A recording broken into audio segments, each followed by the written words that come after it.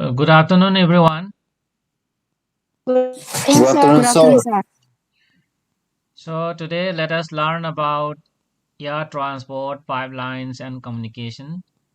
Remember, we have been learning Chapter 8 Transport and Communication of our NCERT textbook, Fundamentals of Human Geography.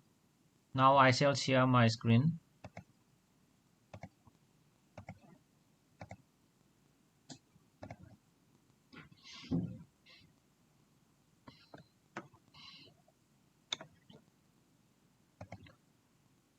So, can you see my screen, boys and girls? Yes, sir. Okay. So, air transport, let us find out the advantages and the disadvantages of air transport. We know that air transport is the fastest means of transportation, but it is cancelled by one disadvantage, that is, it is very, very costly as compared to other modes of transport. However, it has another advantages like being fast. It is preferred by passengers for long distance travel. Valuable cargo can be moved rapidly on the worldwide scale. So this is also another advantage of air transport, and it is often the only means to reach inaccessible areas. See, in the mountainous areas, for example, mountainous areas, then deserts and water bodies where we cannot access, where we cannot reach, okay, can be accessible by the air transport. So this is another advantage. So it has brought about a connectivity revolution in the world. The frictions created by mountainous snowfields or inhospitable desert terrains have been overcome. The accessibility has increased uh, because of this air transportation. And say, for example, air transport, that is, airplane brings varied articles to Eskimos in northern Canada unhindered by the frozen ground. This is an example of the statement that it has reached inaccessible areas such as mountainous areas, snow-covered surfaces, inhospitable deserts. So likewise, in the Himalayan region also, the routes are often obstructed due to landslides, avalanches, that is the sliding of snow and heavy snowfall. And at such times, air travel is the only alternative to reach a place. So these are the advantages of air transportation. And airways also have a great strategic importance for the defense of a country. The airstrikes by U.S. and British force in Iraq bear the testimony in this fact to this fact. So airways network is expanding very fast rate in the present day world, and this is just an example photograph showing an airplane at the Salzburg airport. And let us continue. Manufacturing of aircrafts and their operation require elaborate infrastructure like hangars, the place where aircrafts are kept. Then we have to provide landing facilities, then fueling, then maintenance facilities for the aircraft. And that is also the cost is high. The cost of maintenance is very high for the aircraft. So this is a disadvantage of air transport. And the construction of airport is also very expensive and has developed in highly industrialized countries where there is a large volume of traffic. That means in the less developed countries, air transportation is not so developed. Actually, it is within the reach of the rich people only. At present, no place in the world is more than 35 hours away because of the air transportation. So any place on the surface of the earth can be reached, can be accessed within 34 hours. So this startling fact has been made possible due to the people who build and fly airplanes, and travel by air can now be measured by hours and a minute instead of years and a months. So in the olden days, when transportation was mainly carried on land and water bodies, okay, to reach far off places, it took months and years. But because of air transportation, traveling takes only about hours. Okay, in say can be measured in hours and minutes. Say for example, traveling from Impal to Guwahati by bus, by land transport takes around 20 hours. But if we travel by air, it takes only 35 or 40 minutes. So in this way, it has shortened the duration. And frequent air services are available to many parts of the world. And the UK pioneered the use of commercial jet transport, but now USA also developed largely after the post-war international civil aviation. That is, after the Second World War, USA also has developed this air transport. Today, more than 250 commercial airlines offer regular services to different parts of the world, and now we have recent development like supersonic aircraft.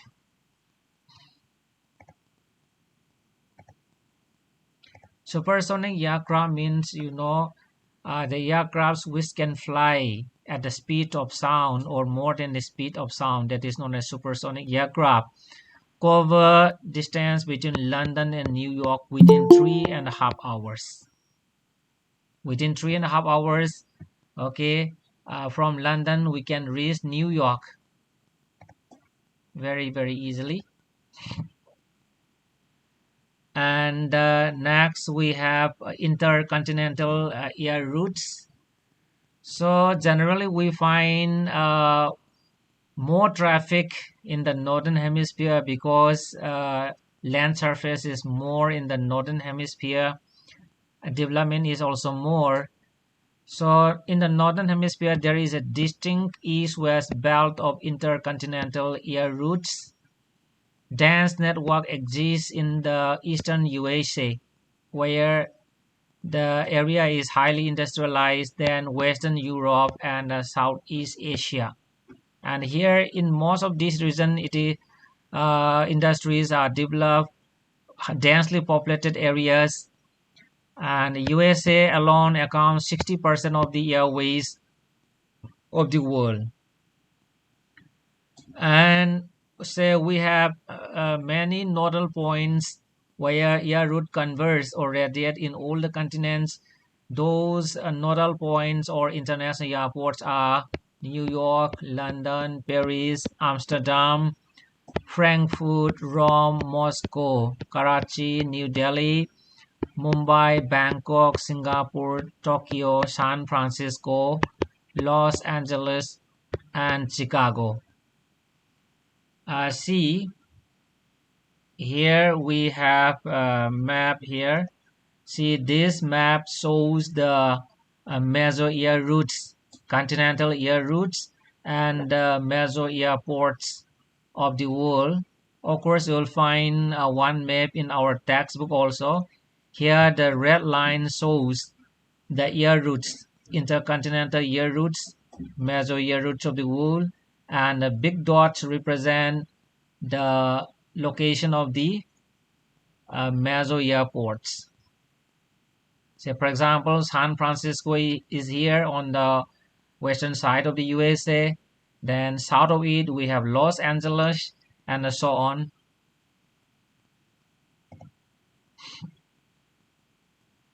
And here in Africa, then Asiatic part of Russia and South America lack air services. Why? There is lack of air services in Africa, then Asiatic part of Russia, that is the Siberian part of Russia, then South America.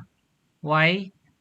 It is given here there are limited air services between 10 to 35 degree latitudes in the southern hemisphere due to sparser population. The population density is thin, low, then limited land masses. That means southern hemisphere occupies more by water bodies and less economic development. And hence there is a lack of air services in Africa, then this in the South American continents. Okay, and in Russia, actually, it is in northern hemisphere also, in northern hemisphere, but here it is less developed. Any question, boys and girls? Any question? No, sir. Just this area, okay? Here, this area, yeah, here transport is less because here, as compared to the northern hemisphere, we find less area of land surface. And here this continent, South America, then Africa, so these are less developed countries, population is also thin, and that is why between 10 to 35 here, let us say here we have equator, 0 is here, and between these 10 to 35 here, this area, okay, air traffic is very less because of less development, then low population density.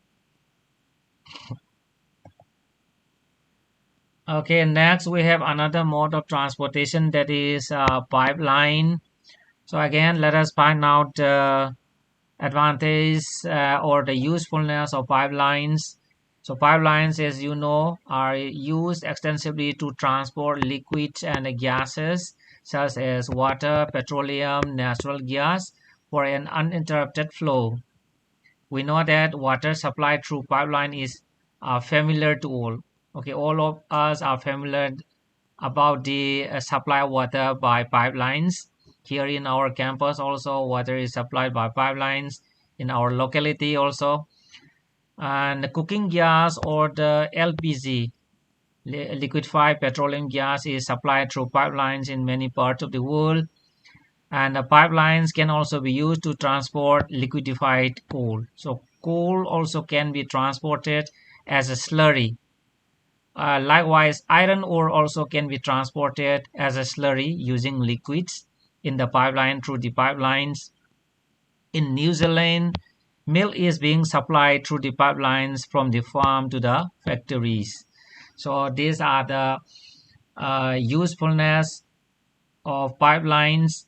Okay, and one more advantage of pipeline is that no extra manpower is required for the transportation activity in the transportation work, and no extra fuel is required in the case of pipeline transportation. Simply, this is the pipeline, and it may have a slope, okay, and so the gravity, because of gravity, the liquid here will be flowing downwards.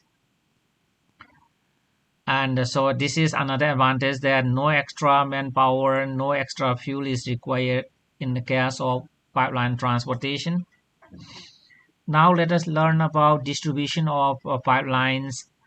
Okay, thus in USA, there is a dense network of oil pipelines from producing areas to consuming areas. Okay, to the big cities. And Big Inns is one such famous pipeline which carries petroleum from the oil wells of Gulf of Mexico to northeastern states. Big Inns, remember this name. Big Inns is a famous pipeline which carries petroleum uh, from the oil wells of Gulf of Mexico to the from here to here. Okay, Big Inns. See here we have a map here.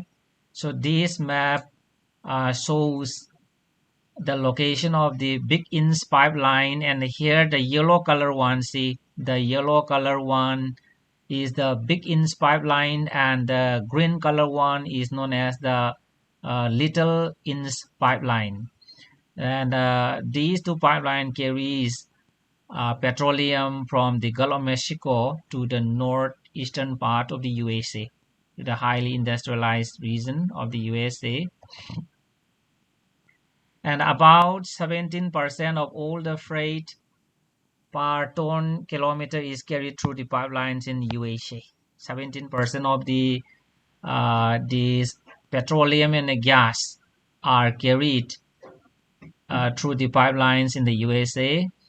And here, this is a photograph showing pipelines here. So these are the pipelines I think you may be seeing transporting natural gas in Ukraine. And the next we have Europe.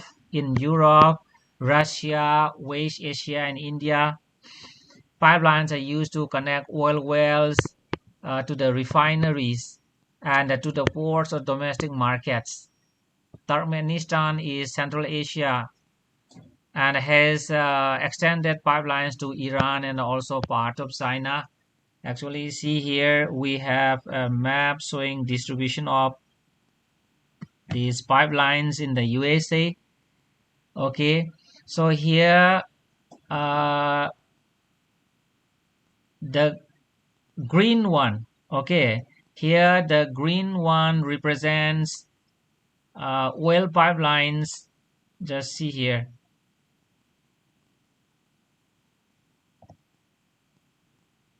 It is here. The green lines represent the oil pipelines. Red one represents the gas pipelines, and the blue one represents that commodity pipelines. Okay, that product pipelines.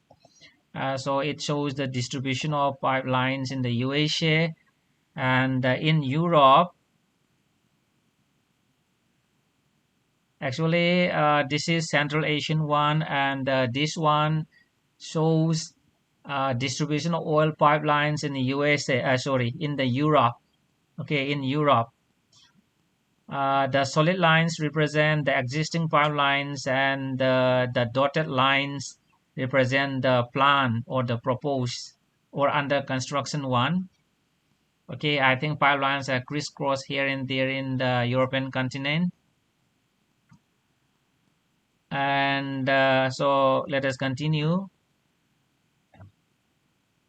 And see here we have a proposed Iran, India via Pakistan international oil and natural gas pipeline.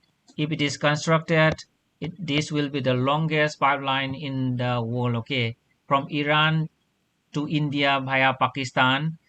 Let us say here. Okay, so this map shows distribution of pipelines in the Central Asian countries, and see here also the green ones represents the existing pipelines, and the broken line represents the proposed pipelines. And about the proposed one, actually it will be starting from Iran. Okay, and will reach India via Pakistan. Of course, we don't have the map here. It is from Iran. Iran is here. I think you may be seeing Iran is here. It will be from Iran, then here Afghanistan, Pakistan, and India, up to India. If it is constructed, that will be the longest one in the world. Up to here, any question, boys and girls?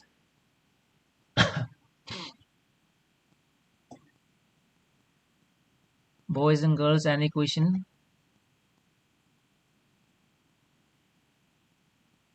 Okay, let us continue. Next, we have communications. You know, communication means sending and receiving of messages. And we have learned that it is also very important in the present day world. And in the olden days, human beings have been used different methods, long distance communication, of which the telegraph and telephone were important. Okay, of course, the telegraph actually nowadays it has been not used, but telephone still it is in use. And during the early and the mid 20th century, the American Telegraph and the Telephone Company, that is the AT&T, AT&T, this is the name of the company in America, so enjoyed a monopoly over US telephone industry. And in fact, the telephone became a critical factor in the urbanization of America. So in the development of cities, big cities, telephone has become a critical factor. Then firms centralized their functioning at city headquarters, then located their branches, offices in the smaller towns. That was in the olden days, okay, in the mid 20th century only. But today, telephone has most commonly used not only in the urban areas but also in the rural areas. And in the developing countries, cell phones, that is mobile phones made possible by satellite, is important for the rural connectivity also. Even in the rural areas, nowadays almost every household has a mobile phone, and hence the connectivity has been increased. And today there is a phenomenal pace of development. The first major breakthrough is the use of optic fiber cable, that is known as OFC cable. Okay, and a fast with mounting combination, telephone companies all over the world soon upgraded their copper cable system to include optical fiber cable. Actually, for the uh, telephones and the internet services, copper cables were used. For the broadband internet connections, also copper cables were used. But these copper cables has been replaced by the optical fiber cables. I think you may be knowing about it. Optical fiber cable is like this.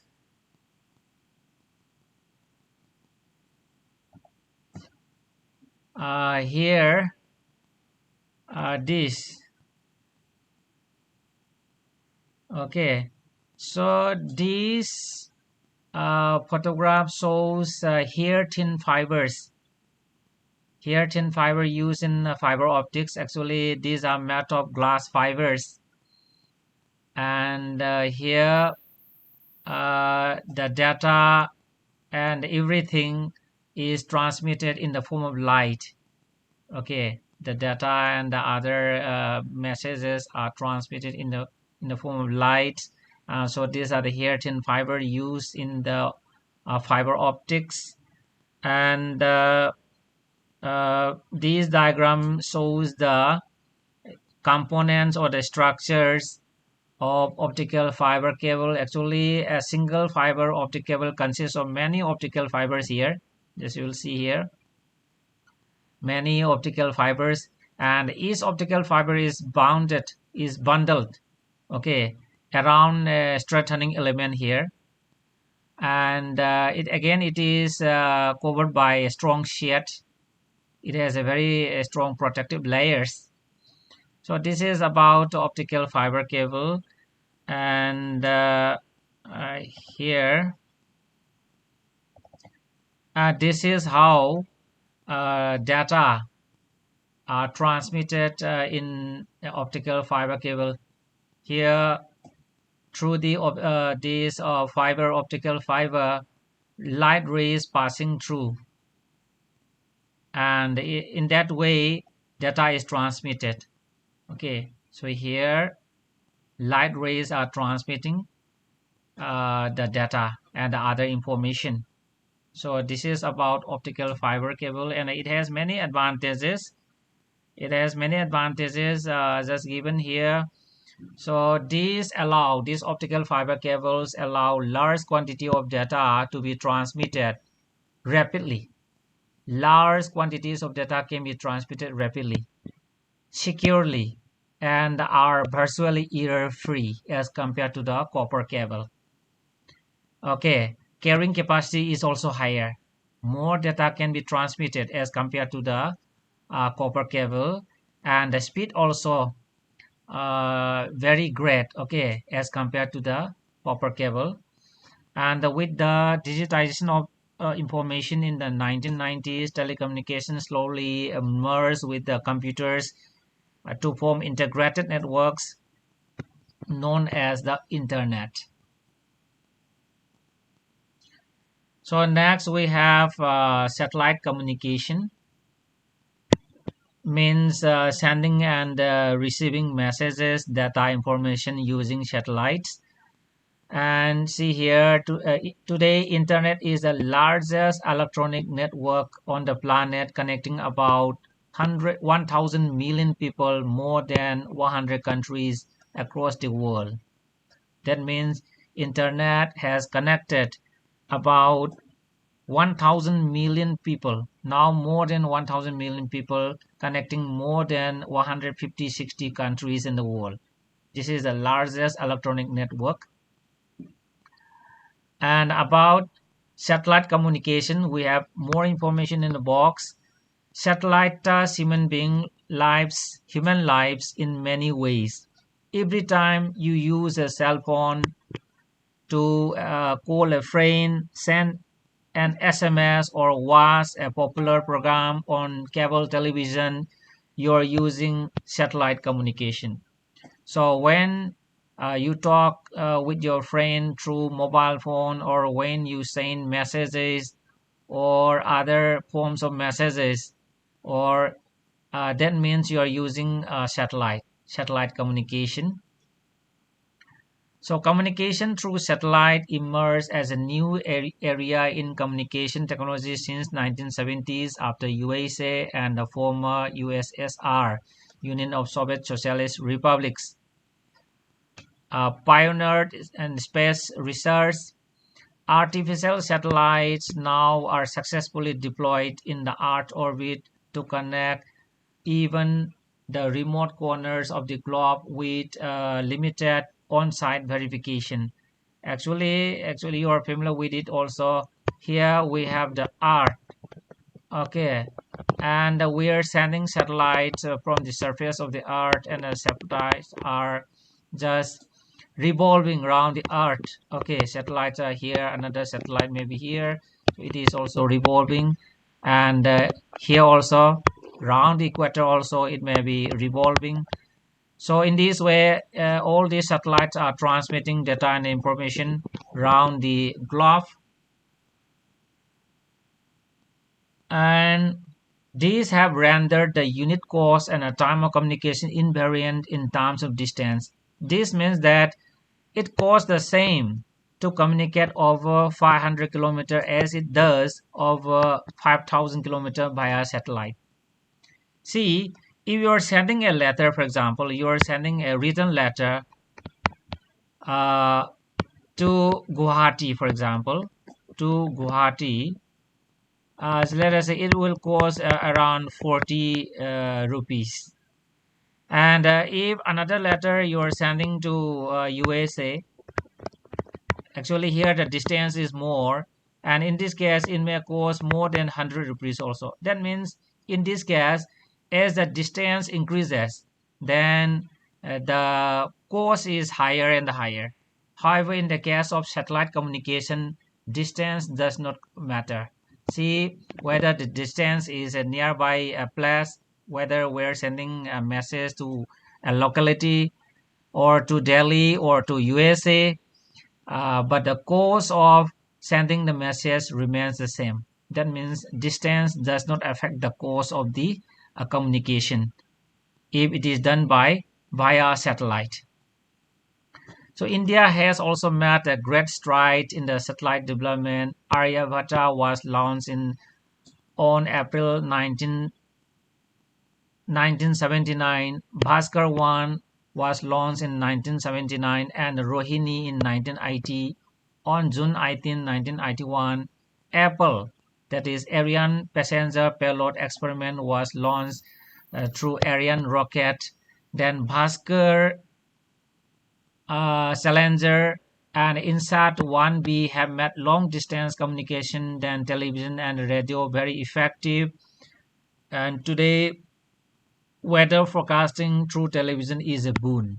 INSAT, this is a geostationary satellite and used for weather forecasting and these radio and the television services. Okay, geostationary means that the revolution speed of the satellite and the rotational speed of the earth remains the same. That is known as geostationary, and it revolves around the equator. Any question, boys and girls up to here? Do you have any question?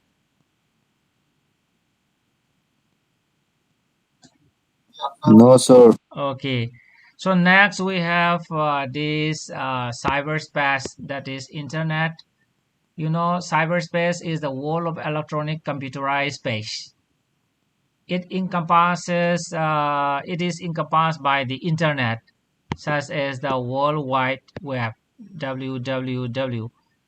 And in simple word, it is the electronic digital world for communicating or accessing information over the computer networks without physical movement of the sender and the receiver. That means when we send an information to a friend in Delhi, we are not moving or we are not sending a letter. Okay, the message is not moving physically. Actually, the message is moving this digitally from our place to the other places.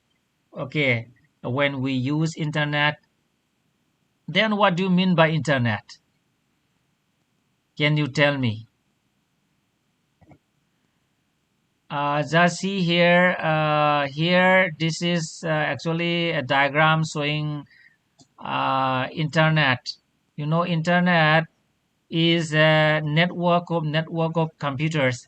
So, for example, here we have a company here, for example, and say these are the computers, and here this is another computer.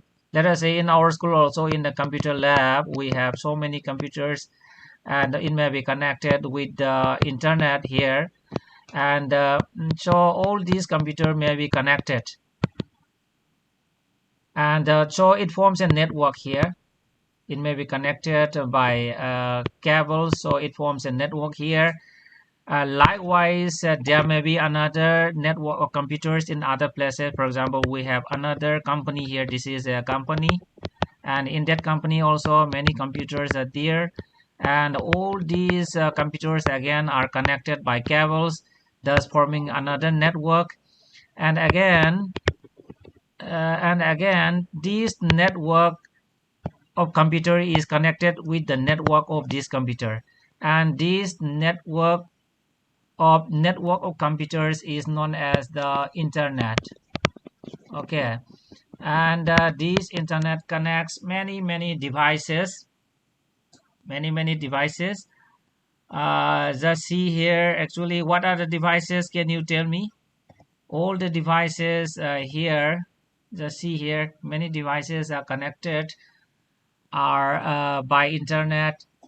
Maybe it may be a television, it may be this mobile phone, okay, or a moving car, or a laptop, or a tablet, or camera. Everything, all the digital devices are now can be connected by internet, and that means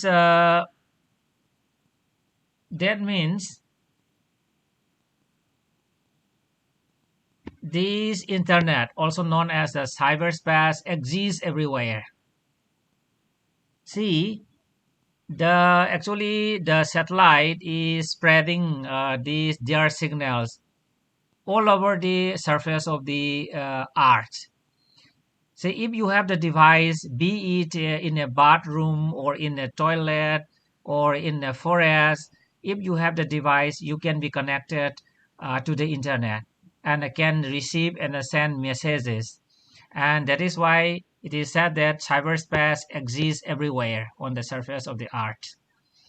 Be it in an office or in a sailing boat or in a flying plane or virtually anywhere. Okay, so it is connected. The speed at which this electronic network has spread is unprecedented in human history. The speed, the progress of development of electronic network known as the internet is very, very fast. There were less than 50 million internet users in 1995, but in 2000 AD, it has reached about 400 million and say over 2 billion, that is 2000 million in 2010. Now we have more than 2000 million users of internet in the world. And in the last few years, there has been a shift among the global users from USA to the developing countries. The percentage here of USA has dropped from 66% in 1995 to only 25% in 2005. This is because the number of internet users has been increasing even in the rural areas, even in the less developed countries. And that is why the percentage share of the internet users in the USA has been decreasing. So this is a relative one. That is why now the majority of world users are in the USA, then in the United Kingdom, Germany, Japan, China, and India. As billions of people use internet each year, cyberspace will expand the contemporary economic and social space of human through email, e-commerce, e-learning, and e-governance. Okay, email, I think you're familiar with email, e-commerce, for example, online shopping. Okay, through the internet, you can purchase or sell commodities, and distance learning is also there. Now we have online classes as well as the online coaching centers and institutes are there, and the certificates, authenticated one also can be obtained. E-governance also there, so many websites of the government, state, and the central governments are there. Okay, as all these are possible because of the internet, and the internet together with fax, then television, radio will be accessible to more and more people, cutting across place and time. And in the modern communication system, modern transportation, that has made the concept of global village a reality. So uh, not only the mode of transportation gives the picture of this global village, and sometimes it is also mainly because of the satellite communication that the concept of global village comes to a reality. That means within a second, within a fraction of second, we can send a message anywhere in the world. Okay, so for example, you are here and you can send a message to your friend in USA within 1 or 2 seconds. That means modern transportation, modern transportation communication has made the concept of global village a reality. When we talk about transportation, for example, air transport, we can reach anywhere on the surface of the earth within 36 hours. But when we use satellite communication, we can send, we can meet, we can call people anywhere on the earth within fractions of second or within few seconds or minutes. And hence, the concept of global village has become a reality by means of this modern communication system, that is satellite communication. Okay, so any question, boys and girls? Any question? No, sir. Okay, you know fax, anybody who knows about fax, fx, fax, fly away Xerox. See here, we have a machine here. Actually, we must have two devices. For example, in our school, there must be a fax machine here connected with the telephone line. Okay, there must be a telephone and a receiver as well as a machine for sending. And in other place also there must be another fax machine. And before sending, say for example, you want to send a letter here. So this is your written letter, handwritten letter here. This is the letter. And if you want to send your handwritten letter from our place to other place, A is there. You want to send the letter to B. So just put your letter here, and your letter will be scanned and directly transmitted through the copper cable or other cable. Okay, maybe optical fiber. And again, in the other place B, your handwritten letter will be printed there. So this is what I call fax, and it is still there, and it is a very useful means of communication. It is known as fax, fly away Xerox. Okay, then if you don't have any question, let us stop here for today. Thank you very much for joining my class.